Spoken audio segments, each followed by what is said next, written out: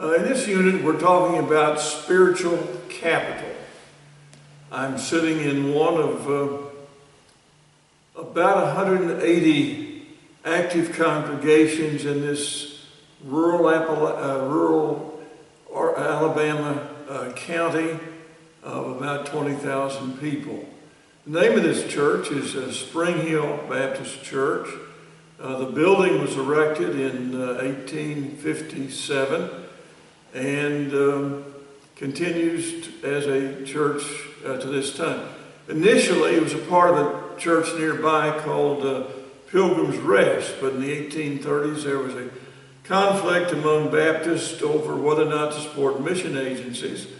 This part of the old Pilgrim's Rest church said they wanted to support mission agencies, and so they moved a few miles away in 1842 to a schoolhouse, met there for the next 16 years, and then erected this building. When I arrived on the scene about 20 years ago, my thought was that in a few years this church would have to close.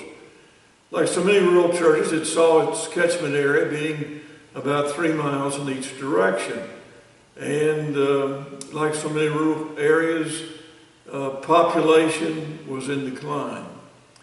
And some of the folks that lived here were taking their children to a larger church about 12, 15 miles away in one of our towns.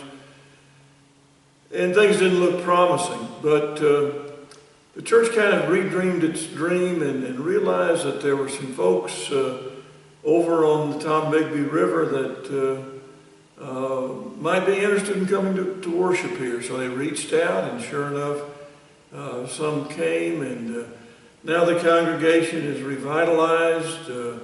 They'll have 15 to 25 in worship on a typical Sunday. There's probably 25 to 30 folks who will worship here one or more Sundays during a month's time, and the congregation still is pretty old, and as we die off, because I'm a member of this congregation, they'll have to reinvent themselves again probably in a few years. But right now it's thriving, it's prospering. It's a small church, but some of us are small church people. We like relationships. We focus more on them than we do on programs. And we have intense, multi-bonded relationships.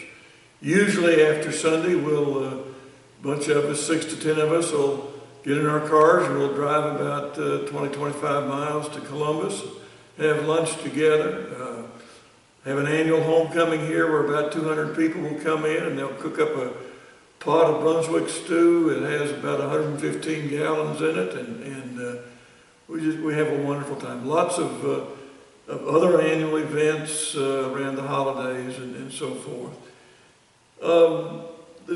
When I first came here, there were 2 children, and some folks say, well, it's a bad thing to just grow up in a church without any children your own age, any peers.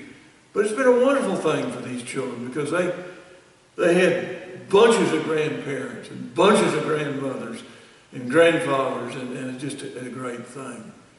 Outside is a cemetery, and it reflects folks who have been part of this church through the years, who've believed and anticipate one day being resurrected and going to be with the Lord for eternity in the New Jerusalem. And it's a well cared for cemetery.